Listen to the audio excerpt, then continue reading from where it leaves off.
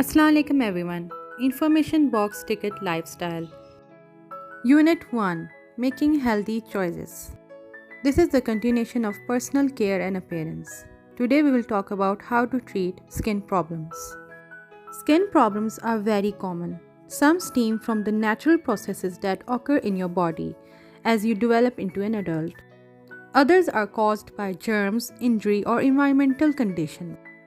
Some problems can be avoided and cared for through simple first aid. For more serious problems, you should see a dermatologist. A dermatologist is a doctor who treats skin disorders. Now we will talk about acne. Acne is a skin problem very common in teenagers. It is related to the natural changes in the body during development, which cause an excess of sebums to be produced. The extra sebum causes blackheads, whiteheads, and pimples, which are referred to as acne. A blackhead is a plug of hardened sebum in a pore. The blackhead is darkened not by dirt but by exposure to air.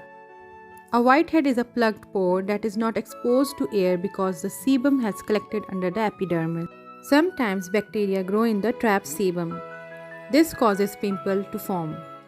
A pimple is a blocked pore that is inflamed and infected. It may be filled with pus. For many years, scientists thought that greasy foods or chocolate caused pimples. Recent research, however, has shown that foods rarely causes acne. Acne may become worse through eating some foods though. The iodine in fish is one example. If you find that eating certain foods seems to increase your skin problem, avoid them. Mild causes of acne can be treated by keeping the skin clean. Some dermatologists recommend washing the face with only a face cloth and warm water. Others suggest using only very mild soap. You should also avoid picking or squeezing pimples and blackheads. Squeezing is likely to increase rather than relieve your problem because it causes infection to spread. If the acne is severe, you should consult your doctor. Serious cases of acne may result in scars. A doctor may prescribe various treatments including the use of medicines. Overuse of some skin lotions may worsen the problem because they contribute to clogged pores. Use a cream or lotion only when suggested by your doctor. Fortunately, most people eventually outgrow their acne problems. Dermatitis. The word used to describe redness and swelling of the skin is dermatitis. Dermatitis is not a disease, but a skin condition that may be result from many different causes. An allergy is a reaction of the body to an irritating substance. Pollen, dust, plants, and animals are common causes of various allergies. You may eat, breathe in, or brush against the allergy-causing substances. Some substances can affect your breathing or heartbeat. At other times, your skin may be affected. Eczema is a swelling and redness of the skin, including blisters and itching, usually caused by an allergic reaction. Sometimes it results from food such as chocolate and tomatoes. Hives are bumps on the surface of the skin, usually caused by an allergic reaction to food or medicines. They may also be caused by emotional stress. The bump may be small or cover large areas of the skin. Hives usually itch badly and burn. Your doctor may prescribe medicine to relieve the intense itching. If you think you have an allergic reaction, try to identify the cause so you can avoid it. Dermatitis may be caused when a harsh or irritating substance touches the skin. Contact dermatitis, as it is called, can be caused by detergents, clothing, soaps, perfume, hair dyes, and makeup. One of the most common forms of contact dermatitis is a poison ivy rash. An oil in the sap of this plant causes the skin to turn red and blister, usually within 48 hours. Itching and burning usually occurs. Some people even have headaches and fever. With or without treatment, a poison ivy rash normally disappears within 3 weeks. Don't forget to leave a like, subscribe to my channel and press the bell icon for more videos. The oil in this sap is extremely potent. A single ounce of it can cause a rash on 28 million people. Even during the winter, the sap from a leafless broken vine can cause a reaction. The best way to avoid getting poison ivy is to avoid touching the plant. Now we will talk about skin infections. Skin infections are a problem caused by germs. They can generally be prevented by avoiding contact with an infected person or object. Different germs causes a variety of skin problems. One of the skin infections caused by bacteria is an outbreak of boils. A boil is a hard, red lump that is tender to the touch and caused by an infected hair follicle. Most boils will burst in about 2 weeks if left alone. Wet, hot compression applied to the boil every few hours will relieve pain and encourage bursting.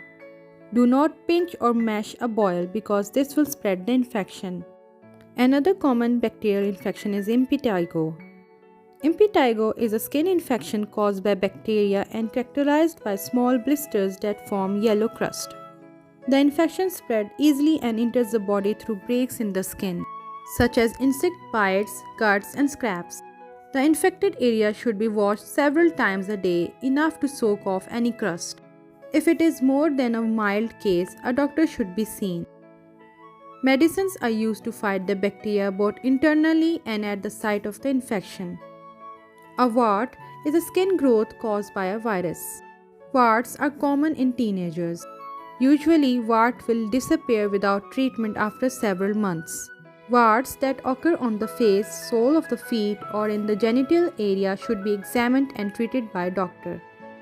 Fungal infections are infections caused by a group of organisms including yeast and molds that causes redness, itching, and flaking of the skin.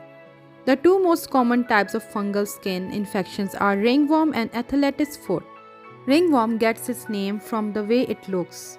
It is not caused by a worm. Ringworm is a fungus that causes red, scaly, round patches. Ringworm can be transferred from person to person or from a pet to a person. It is not serious and is easily treated. Athlete's foot is an irritating and sometimes painful fungal infection on the moist skin under and between the toes. The fungus causes the skin to become red, flaky, and itchy. Drying the feet well using an antifungal cream or ointment and wearing absorbent cotton sock will help to end the infection and prevent its return. Now we will talk about scalp problems. Small flakes of dead skin from the scalp are called dandruff. These flakes appear when the skin cells on the scalp grow very fast. Dandruff may be caused by mild forms of skin diseases such as eczema or psoriasis, but it is usually not a serious problem. Don't forget to subscribe to my channel. If regular shampooing and careful rinsing do not control the flaking, anti-dandruff shampoo may help. If the shampoo does not work after a few weeks of application, you may wish to see a dermatologist. When tiny animals called lice infect the hair, the condition is called pediculosis. Lice feed on the scalp, causing it to itch. They may also cause a rash on the neck. The eggs of the lice are called nits. Unlike dandruff, the nits cannot be shaken off. The spread of pediculosis can be reduced by not sharing clothing, combs, and brushes with others. If you discover lice in your hair, you can comb away the nits with a fine-tooth comb wet with vinegar. Then wash your hair with a special medicated shampoo. Now we'll talk about the burns. Burns are caused by being in contact with hot object, hot liquid or vapor, or with electricity or chemicals. Burns destroy the skin and affect the body's ability to fight infections. Burns also upset blood circulations. Burns are divided into first degree, second degree, third degree burns depending on the damage they cause. First degree burns are burns that injure only the epidermis and heal without leaving scars. This might be caused by mild sunburn. Second degree burns are burns that injure the epidermis and part of the dermis and may leave some scarring. Swelling and blisterings are involved. Second degree burn may be caused by such things such as hot liquid, steam, or extreme sunburn. Third degree burns are burns that go through all the layers of the skin and affect the tissue underneath. The skin may look white, very red, or even black. Most third degree burns do not heal themselves. The damaged skin usually has to be removed and new skin grafted on. Now I will let you know about health plus technology. There is a new technology called artificial skin. Every year, about 10,000 people in this country die from severe burns. Severe burns allow the loss of water from the body. Once the protective covering of the skin is gone, the body is also in great danger of bacterial infection. When someone has been burned, the most important first step is to close the wound. The best way to close the wound is to transplant skin from another part of the victim's body. Unfortunately, some burns affect such a large area that transplanting the patient's own skin is not possible. Fortunately, chemical engineers have recently developed a new product to help burn victims. This product is artificial skin. Artificial skin can quickly cover and protect large areas of burned skin. Artificial skin is a two-layer material made of tissue from cattle. It is only 200th of an inch thick. This material guards against infection and the loss of fluid while the patient's skin grows back. Over small wounds, artificial is eventually shed as the natural skin underneath heals. Over large wounds, the artificial skins last up to 40 days before it breaks down and must be replaced. This new product may help save the lives of thousands of burn victims. Skin cancer. There are several different types of skin cancer. Cancer is an uncontrolled growth of cells that invade and destroy neighboring healthy tissues. Some skin cancers are small pink growths that increase in size, damaging surrounding tissues but do not spread to other parts of the body. Other cancers begin as a lump that turns into an ulcer and may spread to other parts of the body. One common type of skin cancer is called melanoma. Melanomas are enlarged moles that bleed. They may be flat or raised and vary in different size. This type of skin cancer usually spread through the body. Skin cancer can be cured if it is identified and treated early. It can also be avoided by not getting too much sun. Skin cancer is a long-term danger of being exposed to ultraviolet rays. The risk of developing skin cancer increases with age and the number of years of exposure. Protection from harmful sun rays. Brief exposure to sunlight stimulates your skin to produce vitamin D. Vitamin D is necessary for healthy formation of bones and teeth. However, overexposure to the ultraviolet rays from the sun can damage your skin. Sun lamps at home and in tanning studios give off harmful ultraviolet rays just as the sun does. Good hygiene includes knowing how much sun you can get without harming your skin. There are different preparations that protects your skin from sunlight depending on your skin. These preparations are graded by number. The higher the number, the greater the degree of protection. People with fair skin are wise to select a sunscreen with a value of over 10. Darker-skinned individuals may be safe with a somewhat lower grade. When applying sunscreen, be careful to apply enough lotion to the nose, lips, shoulders, and knees, which burn more readily than other parts of the body.